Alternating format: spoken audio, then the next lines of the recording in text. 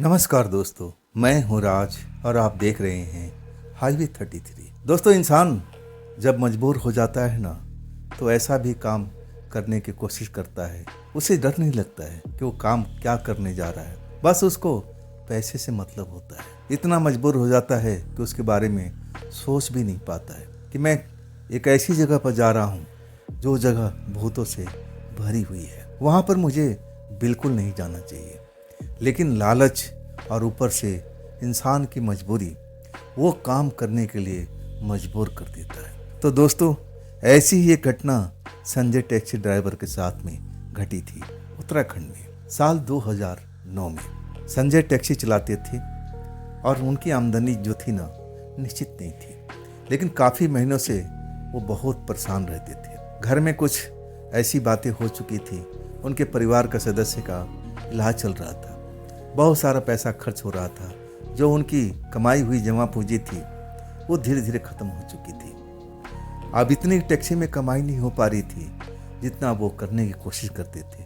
अपनी तरफ से तो बहुत मेहनत करते थे, लेकिन भाग्य साथ देता नहीं था। तब वो झुंझला जाते थे। मन तो करता था कि सब कुछ छोड़ छाड़ करके ऐसी जगह पर जाए जहाँ पर हमें कोई टोकने वाला रोकने वाला ना हो। एक तरह से निराशा में वो डूबते जा रहे थे। उनको लग रहा था कि अब मैं क्या करूँगा, अब तो हमारे पास जमा पूंजी कुछ भी नहीं है। ले दे कि ये पुरानी टैक्सी है, कहीं ये टैक्सी भी मुझे बेचना ना पड़ जाए। ऐसी नौबत उनके साथ में आ चुकी थी। तो चलिए दोस्तों, संजय की इस कहानी को उन्हीं की पॉइंट ऑफ व्यू से सुनाने की कोशिश करता हूँ। दोस्तों, मेरा नाम है संजय। मैं टैक्सी ड्राइवर था। अच्छा खासा मैं मेहनत करता था और अच्छी भली मेरी कमाई भी होती थी। लेकिन ऐसा मेरे घर पर किसी की नज़र लगा कि उसके बाद से मैं उभर ही नहीं पाया था। मेरा तो हंसता खेलता परिवार था, लेकिन मेरे माँ की तबीयत अचानक बिगड़ने लगी थी। बहुत पैसा उन पर दवा दारू पर खर्च होने लगा था। आज जो मेरी टैक्सी की कमाई थी सब उन पर खर्च होने लगी थी। जमा पूंजी भी हाथ से निकल चुका था। अब ऐसा नौबत आ चुका था कि मैं पैसे पैसे के लिए मोहताज हो गया था कि अगला जब डॉक्टर के पास में जाऊंगा तो उसका फीस कैसे दे पाऊंगा। फीस तो छोड़िए, दवा मैं कहाँ से खरीद पाऊंगा। मैं इतना मोहताज हो गया था पैसे पैसे के लिए, अब तो कोई मुझे उधार भी नहीं देने वाला था।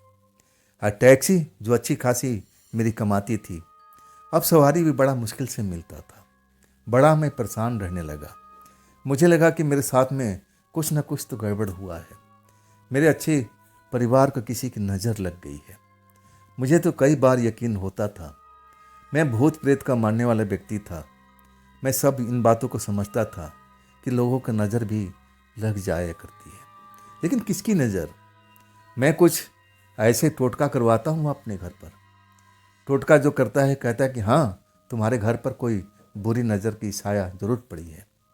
लेकिन जो भी इलाज करते हैं, मतलब झाड़ फूक इलाज ही कह सकते हैं उसको, वो करने के बाद भी जब वो संकट नहीं टलता है, तब मैं संकट से खुद घिर जाता हूँ कि अब मैं क्या करूँगा। अब तो बस एक ही चीज़ मुझे नज़र आ रही है, ये है मेरी पुरानी टैक्सी। अब इसको तो बेचना पड़ेगा। मैं माँ को तो इसी अधर में छोड़ नहीं सकता था, चाहे इसके लिए मुझे अपना शरीर क्यों ना बेचना पड़े। मैं तो मन ही मन ठान चुका था, लेकिन किस्मत को कुछ और अभी मुझे खेल दिखानी थी। मैं निराश बैठा हुआ था स्टैंड पर। वहाँ पर कई टैक्सी भी लगती थी, खड़ी होती थी। वहाँ पर सवारी आते थे। अब जिसको जहाँ जाना होता था बात करते थे, बुक करते थे। अब फिर प्रोग्राम बन जाता था, किसको कहाँ लेके जाना है, कौन जाएगा, फैसला ड्राइवर ही करते थे। पैसे की अब जो लेन देन तय करते थे ड्राइवर ही करते थे। वहाँ कोई नहीं था। अब जिसको लगता था कि हाँ, इस सवारी को मुझे यहाँ ले जाना चाहिए, इतना पैसा लगना चाहिए, अगर वो पैसेंजर मान जाता तो बात पक्की हो जाती, वो चल देते। मैं भी वहाँ पर सुबह से लेकर टैक्सी खड़ा होकर इंतज़ार कर रहा था कि कोई टूरिस्ट आएगा, मुझे बोलेगा कि चलो भाई हम इस जगह पर घूमने जाएंगे। मैं इंतज़ार करता रहा। दोपहर हो चुका था और दोपहर होने के बाद एक मुझे छोटा सा चक्कर मिलता है, और वो छोटा चक्कर बहुत कम पैसे का था। मुझे लगा कम से कम आज तो बोहनी तो हुई, चलो शुरुआत तो हुआ। और उस चक्कर के छोड़ के आता हूँ और तब तक शाम के करीब 5 बज चुके थे। अब मुझे लगा कि अभी तो हमारा कोटा पूरा ही नहीं हुआ है, मुझे तो और इंतज़ार करना चाहिए, कोई और सवारी मिल जाए। और शाम के टाइम में अधिकांश सवारी जो है बहुत कम जाती थी। सुबह सुबह ही लोग टूरिस्ट पैलेस पर जाते थे घूमने फिरने के लिए, और शाम तो लौटने का वक्त होता था। मैं निराशा से घिरा हुआ था। मुझे लग रहा था कि अब कोई सवारी नहीं मिलेगी, लेकिन मैं घर किस मुँह से जाता। मेरे पास में इतना पैसा होते, कल मुझे सुबह अपने माँ को लेके जाना था। मुझे तो नहीं, मेरा भाई अब मेरी माँ को लेके जाने वाला था। लेकिन कहाँ से पैसा जब होगा तभी तो।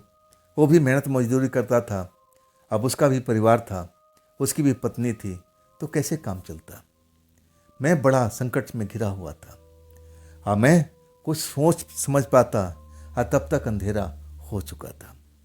मैं अपने भविष्य के बारे में सोच रहा था कि क्या ऐसे ही मेरा सब कुछ चलेगा, कभी मैं खुशहाली में नहीं आ पाऊँगा, मैं सुखी नहीं हो पाऊँगा, मेरी ज़िंदगी ऐसी ही चलती रहेगी, मैं घोड़े की तरह पिसता रहूँगा, आखिर कब तक।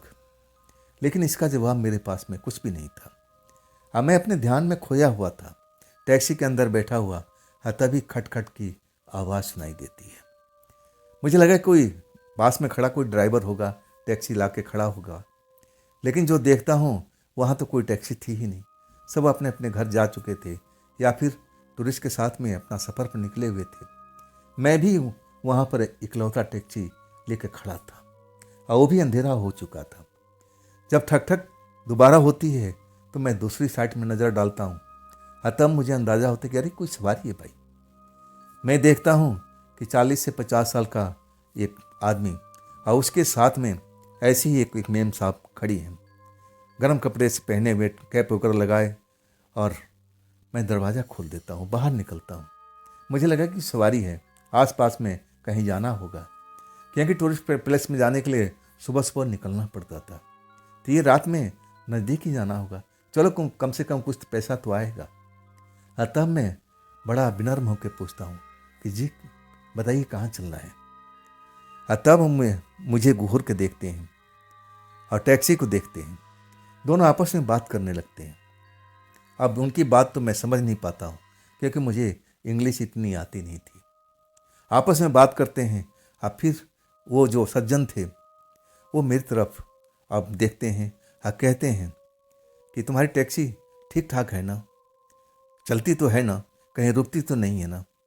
और तब मैं कहने लगा साहब देखने में ज़रूर पुरानी है, लेकिन कभी मेरे साथ में धोखा नहीं किया है, इसका इंजन बहुत सॉलिड है, पुराने मॉडल के है ना, आप चिंता मत कीजिए, चाहे आप कहीं पर भी ले चलना हो मैं आपको लेके चल सकता हूँ, बिल्कुल टैक्सी धोखा नहीं देगी। और तब वो दोनों हमारी टैक्सी में बैठ जाते हैं और कहते हैं चलो अभी कुछ पास में चलना है और तुमसे कुछ बात करनी है। मैं समझ नहीं पाता हूँ कि मुझसे क्या बात करेंगे, मैं तो ड्राइवर हूँ, ये मुझे कहीं बुकिंग के लिए तो नहीं लेके जा रहे, मुझे ऐसा ही लगा। और तब एक जगह पर जा कर के एक दुकान था, वहाँ पर रोक देते हैं और कहते हैं ड्राइवर साहब हम 2 मिनट में आते हैं, आप थोड़ा सा इंतज़ार कर लीजिए। दुकान के अंदर चले जाते हैं और इसके बाद 10-15 मिनट जरूर लगता है। अब फिर वो लौटते हैं, लौटने के बाद फिर मेरी टैक्सी में बैठ जाते हैं, लेकिन जाने के लिए नहीं कहते हैं, दोनों एक दूसरे में कुछ बात करते हैं जो मुझे समझ में नहीं आता है। और तब वो सज्जन कहते हैं कि ड्राइवर साहब आपका नाम क्या है।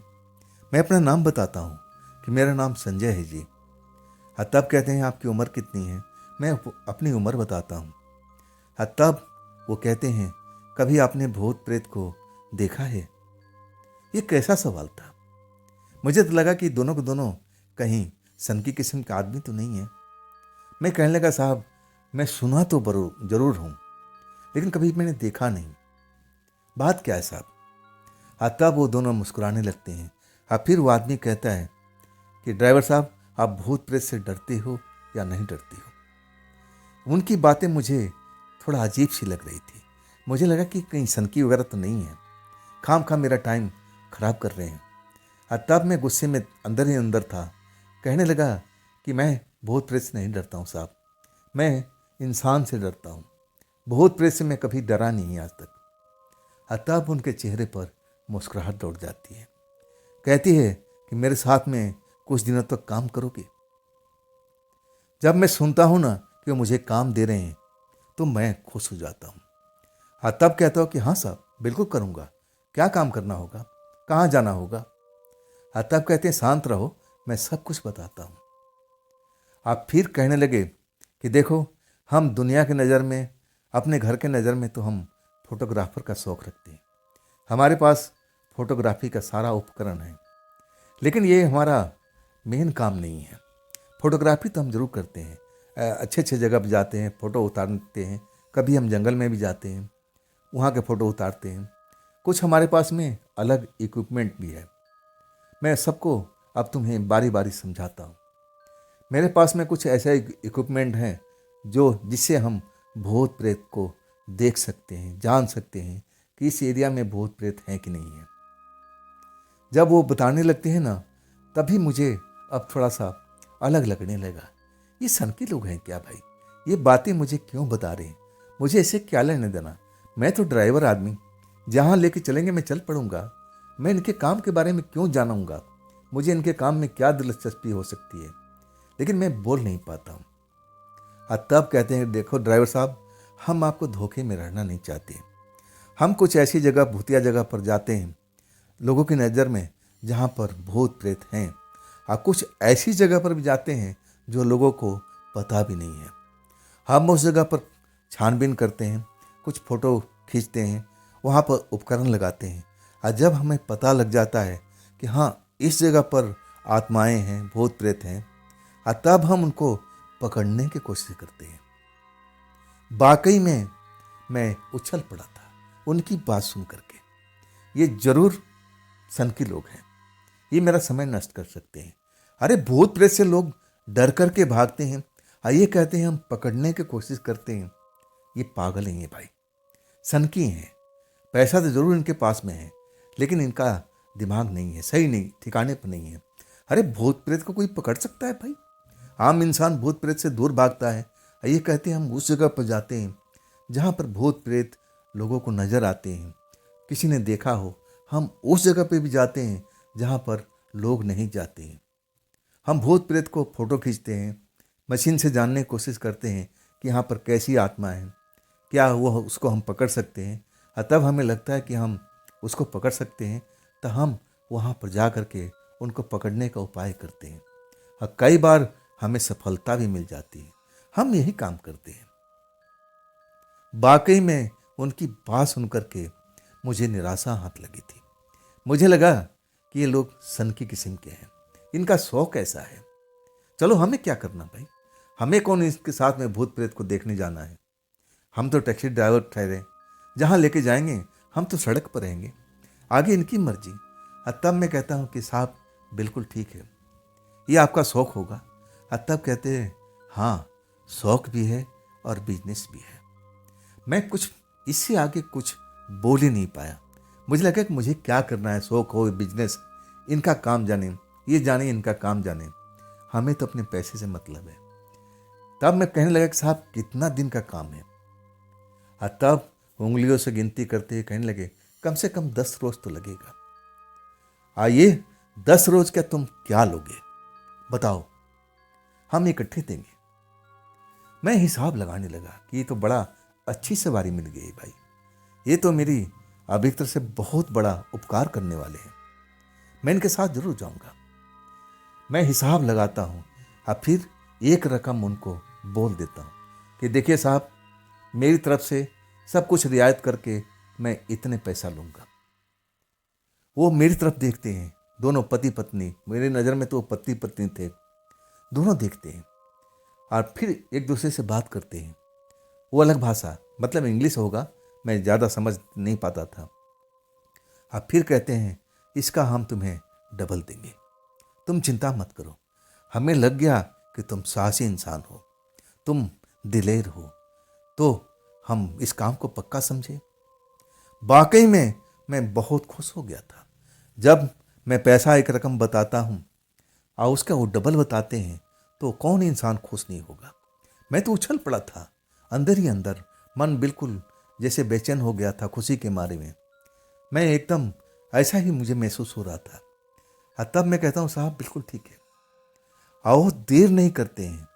कुछ पैसा मुझे निकाल करके हाथों में पकड़ा देते हैं। कहते हैं नौजवान इस टाइम तो तुम अपने घर जाओ, कल इसी टाइम जब अंधेरा हो जाए तब तुम इसी जगह पर आकर के मुझे मिलना। हम तुम्हारा यहीं पर इंतज़ार करेंगे। ज़्यादा से ज़्यादा हम कैंटीन में होंगे, चाय पीते होंगे, कुछ खाते पीते होंगे। तुम हमारा इंतज़ार कर लेना, हम यहीं शाम को मिलेंगे। कल से तुम्हारी ड्यूटी स्टार्ट हो जाती है पूरे 10 दिन के लिए। हो सकता है कि उससे आगे भी चली जाए, लेकिन इससे कम नहीं होगी। तुम अपनी पूरी तैयारी से आना, कुछ कपड़े लत्ते अब लेके आना। हो सकता है कि हमें रात में रुकना पड़े।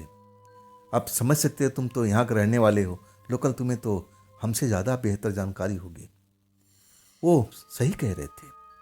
अगर हमें उनके साथ में जाना है रात के सफ़र में तो हमें पूरी तैयारी से आना होगा। पैसा आधा मुझे दे चुके थे, बस मेरा नाम जानते थे, टैक्सी दिखे थे, बस इतना ही। जैसे वो विश्वास कर लिए थे कि मैं कहीं भागूंगा नहीं इस पैसे को लेकर के। और उसके बाद वो लोग हमारी टैक्सी से उतर जाते हैं और फिर कहते हैं कल इसी जगह पर हम मिलेंगे, हम तुम्हारा इंतज़ार करेंगे, तुम अपनी पूरी तैयारी से आना। और उसके बाद वो लोग पैदल ही किसी और दुकान में चले जाते हैं खाने पीने के लिए, न जाने क्या करने के लिए। अब मैं वहाँ किस लिए रुकूं?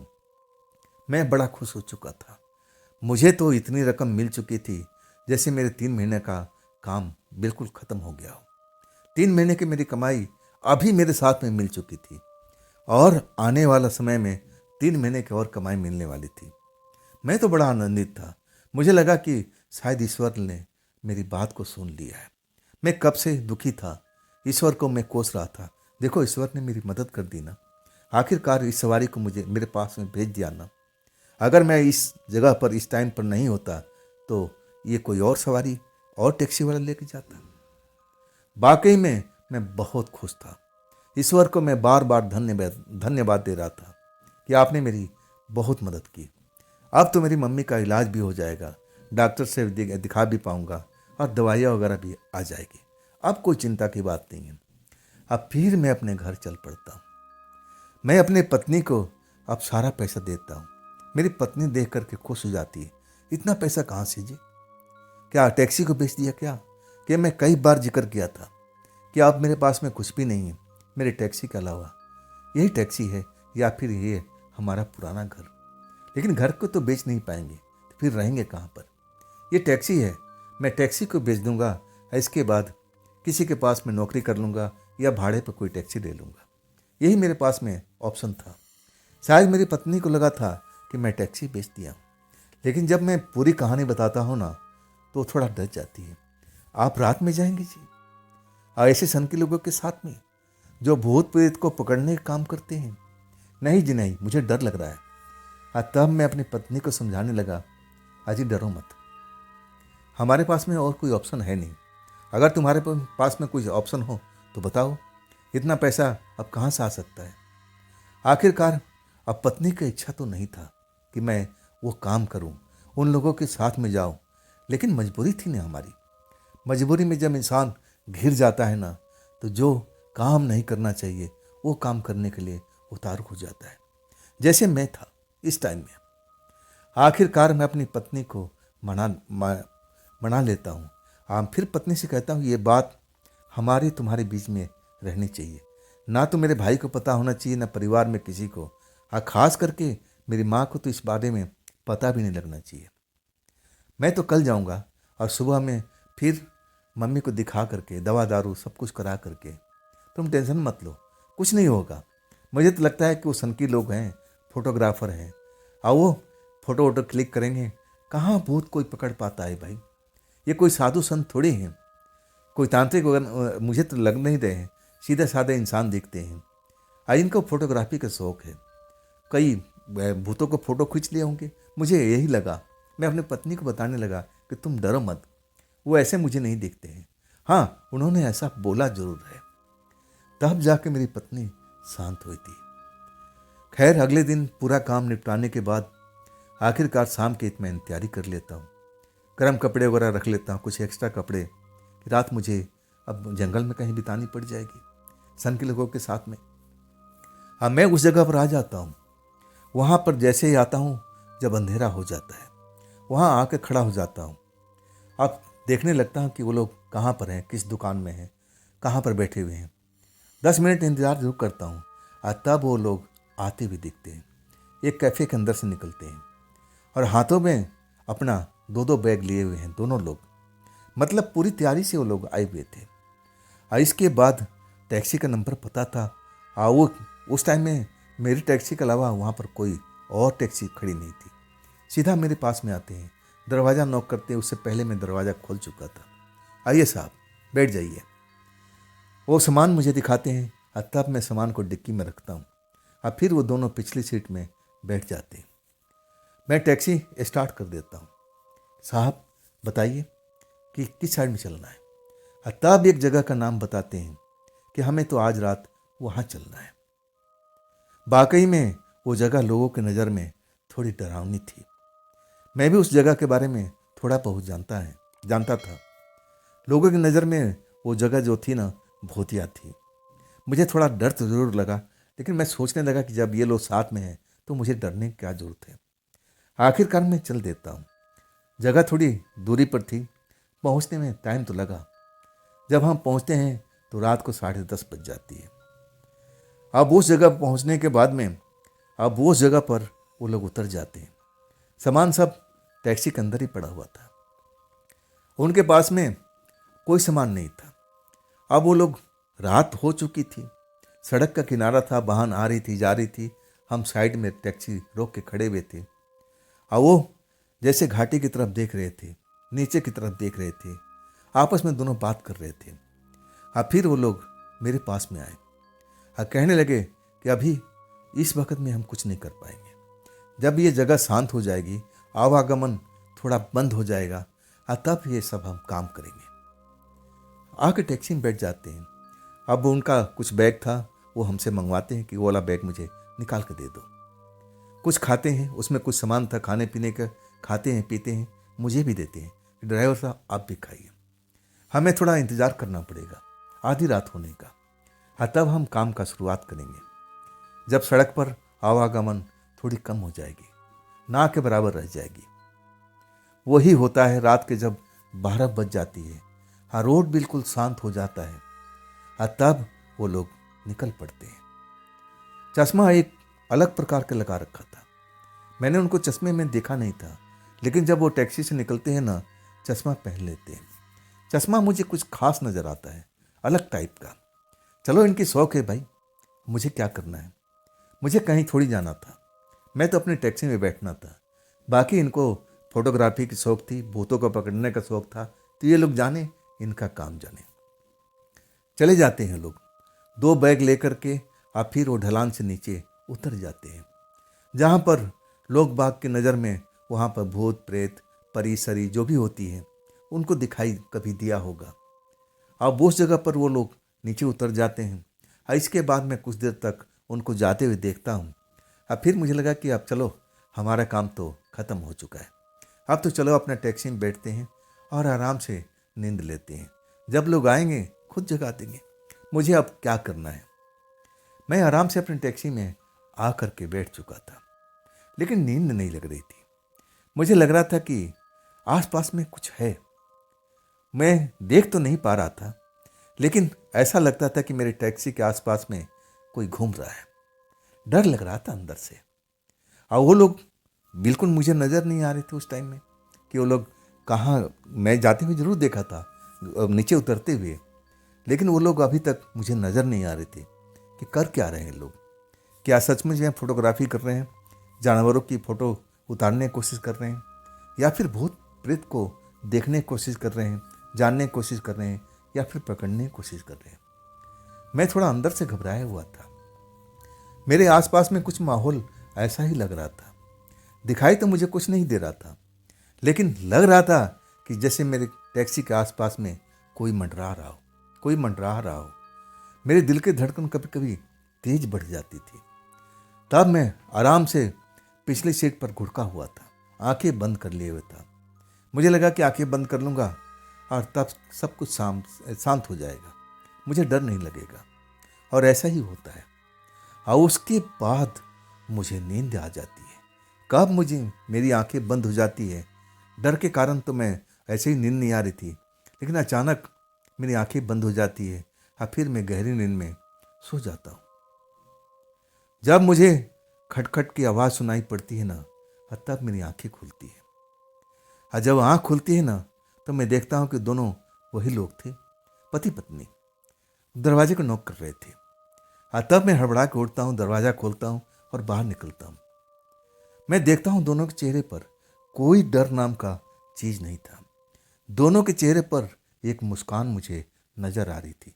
अपने बैग संभाले हुए थे। और तब कहते हैं, ड्राइवर साहब ये बैग को डिक्की में रख दीजिए, क्योंकि अब थोड़ा बैठने में दिक्कत महसूस होगी।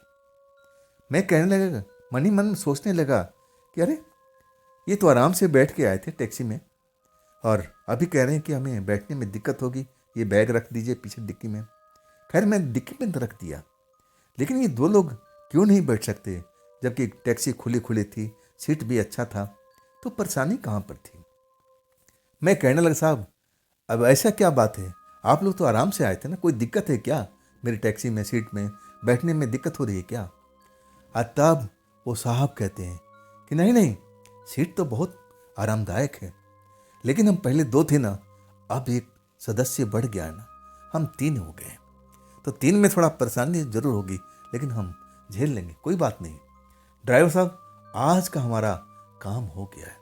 आइए, इस काम को करने के लिए हम बहुत दिन से तैयारी कर रहे थे। आपके नज़रों में मैं कहूँ ना, आप बहुत मेरे लिए लक्की साबित हुए हैं। मेरी नज़रों में वो जैसे कहना चाह रहे थे कि मेरी नज़रों में आप मेरे लिए बहुत लक्की साबित हुए। आपकी वजह से ये हम काम कर पाए ना, तो हम ना जाने कितनी बार आ चुके हैं यहाँ पर। हम इस चीज़ को ढूंढने की कोशिश कर रहे थे, इसको पकड़ने की कोशिश कर रहे थे, लेकिन कभी पकड़ में नहीं आया। आज हम इसको पकड़ लिए हैं। सच कहूँ ना, मुझे उस टाइम बहुत भय लग रहा था, डर लग रहा था। ये ऐसे इसी रात को बातें कर रहे थे। मैं जब घड़ी देखता हूँ ना, तो रात के अब सुबह के 2:30 बजने वाले थे। हाँ, एकदम सड़क जो थी सुनसान पड़ी थी, और वो जो डर था ना, जो मैं सोने से पहले महसूस किया था, वो डर फिर स्टार्ट हो जाता है। मुझे बाहर में ऐसा नज़र आता है कि जैसे मेरे टैक्सी के आसपास में कोई घूम रहा हो, दिखाई नहीं दे रहा हो, लेकिन मैं उसकी आवाज़ को सुन रहा था। मैं वाकई उस टाइम डर चुका था। जब वो कहते हैं कि हम पहले 2 बैठे थे ना, अब हम 3 बैठेंगे, थोड़ा दिक्कत परेशानी तो जरूर होगी, लेकिन हम झेल लेंगे। चलिए, आप हमें वहीं तक छोड़ दीजिएगा। मैं अंदर से कांप के रह गया था। क्या मतलब, क्या ये लोग किसी प्रेतात्मा को, किसी भूत शक्ति को पकड़ लाए हैं क्या? मैं अंदर से डरा हुआ था। वो मुझे बार बार कह रहे हैं, ड्राइवर साहब आप स्टार्ट तो कीजिए, क्या सोच रहे हैं। स्टार्ट तो कर दिया था, गाड़ी में बैग भी कर लिया, लेकिन मैं उसी बात को सोच रहा था कि आखिर ये किसको पकड़े हैं। कोई भूत है, प्रेत है, कोई परी है, जिन्नात है क्या, क्या किस शक्ति को पकड़े हैं। मेरे मन में जिज्ञासा थी, सवाल उठ रहा था। मेरा मन कर रहा था कि इनसे पूछूं कि आप किसको पकड़ के लाए। आखिरकार मैं अपने सवाल पर ज़्यादा देर तक मुंह बंद नहीं कर पाता हूँ। टैक्सी तो चल रही थी। तब मैं कहता हूँ, साहब एक बात पूछूं। तब कहते हैं, हाँ हाँ पूछो ना, तुम तो मेरे लिए बड़ा लक्की साबित हुए भाई। इस काम को मैं बहुत दिनों से करना चाहता था। बहुत बार मैं इस जगह पर आया, बहुत परिश्रम किया हम दोनों ने मिल करके, लेकिन हम कभी सफल नहीं हो पाए। देखो, हम पहली रात ही सफल हो चुके थे। मैं कहने लगा कि साहब आप बुरा तो नहीं मानेंगे, आप किसको पकड़ के आए हैं? ये सफलता किस चीज़ की है जो आप खुश हो रहे हैं? आप कुछ बताइए ना, क्या पकड़ के लाए हैं? कोई भूतनी है, कोई भूत है, कोई चुड़ैल है, ऐसी क्या शक्ति है? तब कहते हैं कि ना ही जानो तो तुम अच्छा है तुम्हारे लिए, लेकिन तुम मन में सोच रहे होंगे ना कि हम सनकी लोग हैं, हम दोनों पति पत्नी ये सब क्या करते हैं। भाई, हमें इन कामों में बड़ा मज़ा आता है। जब हम किसी शक्ति को पकड़ते हैं ना, तो हम बड़ा खुश हो जाते हैं। ये तो हमारा बिजनेस है भाई, इसी से तो हमारा घर बार चलता है। देखो, तुम मेरे लिए तो बड़ा लक्की साबित हुए। रात का 2:30 बज रहा था और ऐसी ऐसी बात वो कर रहे थे कि हम जहाँ बैठे हैं टैक्सी में, हम 2 नहीं 3 हैं। तब मैं कहने लगा कि साहब, बुरा मत मानिएगा, मैं जानना चाहता हूँ बस कि आप किसको लेके आए साथ में। लड़का है, लड़की है, चुड़ैल है, भूत है, किसको लेके आए हैं? तब कहते हैं कि नहीं नहीं, ना तो चुड़ैल है ना कोई भूत है। आप तुम्हारी नज़र में, मैं तुम्हारी नज़र जो सरल भाषा में बताऊं, एक प्रेतात्मा है। अब बिगड़ी हुई प्रेतात्मा, ये काफ़ी दिनों से हमें धोखा देने की कोशिश कर रही थी। ये हमारी चंगुल में थी, हमारी चंगुल से आज़ाद होकर के ये भाग आई थी। इसको हम बहुत जगह पर पीछा करते हुए पहुंचे थे, जहाँ जहाँ हमें लग रहा था कि यहाँ हो सकती है, लेकिन ये धोखा देने में माहिर है। आज भी हमें धोखा दे रही थी, लेकिन आखिरकार हमने अपने जाल में इसको फंसा ही लिया। एक बिगड़ी हुई प्रेतात्मा लड़की है, ये जल्दी से काबू में नहीं आती है। वाकई में वो पल मेरे लिए बहुत डरावना था। मैं तो कांप गया था कि क्या मेरी टैक्सी में कोई प्रेतात्मा, और वो भी बिगड़ी हुई, जैसे वो सज्जन कह रहे थे, साहब कर रहे थे, अभी भी बैठी हुई है। मैं बैक मिरर में देखने की कोशिश करता हूँ, लेकिन मुझे कुछ भी नहीं दिखाई देता। लोग बाग कहते थे कि भूत प्रेत को देखना है ना, जब तुम्हें नंगी आंखें से नहीं दिखाई दे रही है तो आईने का इस्तेमाल करो। लेकिन मैं तो आईने का इस्तेमाल कर रहा था, बैक मिरर से देखने की कोशिश कर रहा था कि कहाँ है प्रेतात्मा, कहाँ है। मुझे नज़र नहीं आ रही थी। मुझे थोड़ा डाउट भी हो रहा था। मुझे ऐसा लग रहा था कि मैं खामखा कहीं डर रहा हूँ। ये ऐसे सनकी लोग हैं, इन पर मैं कैसे विश्वास कर सकता हूँ कि वाकई में ये प्रेतात्मा को शिकार करके आए हैं, किसी प्रेतात्मा को पकड़ के आए हैं। मैं कैसे मान लूँ? लेकिन मैं अब इतना तो अब समझ सकता था कि आखिर लोग इतना पैसा खर्च कर रहे हैं इस काम के लिए, बोल रहे हैं कि हम ना जाने कितनी बार इस जगह पर आए थे और वो काम सफल नहीं हो पाया, हम उस प्रेतात्मा को पकड़ नहीं पाए थे।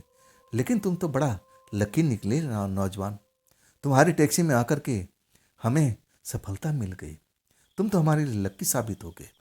बड़ा खुश थे। आज सच कहूँ, मैं आईने में बार बार देख रहा था, अगर प्रेतात्मा होगी तो मुझे भी नजर आ जाएगी। लेकिन अब 2:30 से ऊपर का टाइम चल रहा था। अब मैं टैक्सी चलाते हुए अब शहर की तरफ वापस आ रहा था, लेकिन शहर अभी काफ़ी दूरी पर था, हमें पहुंचने में सुबह ज़रूर हो जानी चाहिए, मैं अनुमान लगा रहा था। यही सब सोचते हुए मैं चल रहा था। अचानक जो मैडम थी ना, वो चीखने लगी थी डर के मारे। आज जैसे चीखी ना, मेरे तो हाथ पैर फूल गए थे।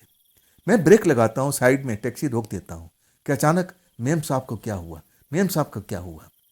आज जो साहब थे ना, जैसे हवा में हाथ मार रहे थे, कह रहे थे किसी से जो मुझे दिखाई नहीं दे रही थी, अरे मेम साहब को छोड़ो, तुम मेम साहब को छोड़ो, मेम साहब को छोड़ो, मैं तुम्हें ऑर्डर दे रहा हूँ, तुम्हें हुक्म दे रहा हूँ, तुम उसको छोड़ दो, तुम उसको छोड़ दो। मुझे तो कुछ दिखाई नहीं दे रहा था, मैं तो कुछ समझ नहीं पा रहा था कि आखिर साहब किसको ऑर्डर दे रहे थे। मेम साहब अपना गला क्यों पकड़े हुई थी, जैसे उनकी आंखें बड़ी बड़ी होती जा रही थी, चेहरा बिल्कुल लाल होता जा रहा था, जैसे सारा शरीर का खून जो है ना उनके चेहरे पर आ गया हो। आंखें बड़ी बड़ी होती जा रही थी, चीख रही थी, अब तो चीख ही नहीं पा रही थी, गौ गौ गौ को, जैसे अपना हाथों से अपना गला घोटने की कोशिश कर रही थी। ये मेरे लिए सबसे डरावना पल था। मैं तो कांप गया था और साहब हवा में बात कर रहे थे कि तुम मेरी मेरी वाइफ को छोड़ो, मेम साहब को छोड़ो, मेम साहब से मैं तुमसे बात कर रहा हूँ ना, मैं तुमसे वादा करता हूँ ना कि मैं तुम्हें वो चीज़ ज़रूर दूंगा जिसके लिए तुम्हें बोला हूँ, मैं अपनी जवान से मुकरने वाला नहीं हूँ, तुम मेरी मेम साहब को छोड़ दो, मेम साहब को छोड़ दो। लेकिन वो जो शक्ति थी जो मुझे दिखाई नहीं दे रही थी, और वो मेम साहब को छोड़ नहीं रही थी और गला दबा रही थी, आंखें उबलने को तैयार हो गई थी, बड़ी बड़ी आंखें मेम साहब की नजर आ रही थी, चेहरा एकदम सुर्ख लाल हो गया था, अब तो चीख भी नहीं पा रही थी, गो गो गो गो कर रही थी और अपना गला अपने हाथों से घोटने की कोशिश कर रही थी। ऐसा कैसे हो गया भाई? क्या वो प्रेतात्मा फिर इनके काबू से बाहर आ गई थी? इसको बंधन में बांध नहीं पाए थे। ना जाने ऐसा क्या हुआ था, मैं तो समझ ही नहीं पा रहा था। बड़ा दर्दनाक मंजर था वो। मैं तो बहुत डरा हुआ था। टैक्सी मेरी रुकी हुई थी। अब मैं अगली सीट पर, ड्राइवरी सीट पर बैठा हुआ, अब पीछे मुड़कर ये सब देख रहा था। मेरे हाथ पैर फूले हुए थे। मैं कैसे इनकी मदद करूं? मुझे तो कोई दिखाई नहीं दे रहा। तब मैं उतरता हूँ कांपते हुए, पीछे आता हूँ और गेट खोल देता हूँ जिस साइड में मेम साहब बैठी थी। अगले पल मेम साहब नीचे लुढ़क जाती है। हालांकि मैं रुकने की कोशिश करता हूँ, लेकिन इतना वजन मैं सहन नहीं कर सकता, जैसे किसी ने बड़े जोर से मुझे धक्का दिया हो। अगले पल मैं सड़क पर गिर जाता हूँ। अब मेरे ऊपर मेम साहब ही गिर जाती है। इसके बाद तो अब मेरे से जो देखता हूँ ना, अपनी आंखों पर यकीन नहीं होता। मैं देखता हूँ कि मेम साहब के अंदर से एक धुआं सा निकलता है, काले रंग का धुआं। और वो धुआं जैसे आत्मा बन जाता है। उसकी आंखें लाल लाल दिखाई देने लगती है, देखने में किसी औरत की तरह लगने लगती है। उसके बाल मुझे बड़े बड़े दिखाई देने लगते हैं, आंखें उसकी झपकती हुई नजर आने लगती हैं। लेकिन ये सब धुंधला धुंधला दिख रहा था, साफ नहीं दिख रहा था। और वो जैसे कुछ बोल रही थी, चिल्ला रही थी, जैसे मैं उसको देख रहा था, लेकिन उसकी आवाज़ मेरे कानों तक आ नहीं पा रही थी। ऐसा लग रहा था कि मैं बहरा हो चुका हूँ। वो आवाज़ जरूर चिल्ला रही है, वो धमका रही है, ना जाने क्या क्या बोल रही है। अब मेम साहब तो जैसे तड़प रही थी, सड़क पर गिरी हुई। साहब उतर करके जैसे उस आत्मा को संभालने की कोशिश कर रहे थे, अपने हाथों से उसको रोकने की कोशिश कर रहे थे, बांधने की कोशिश कर रहे थे, लेकिन वो काबू में नहीं आ रही थी। अब अपने हाथों से नहीं, वो उसके हाथ तो मैं आज़ाद देख रहा था। उसके जो पैर थे ना, मेम साहब के सीने पर रखे हुए थे। शायद अपने पैरों की शक्ति से मेम साहब को वो मारने की कोशिश कर रही थी उस टाइम में।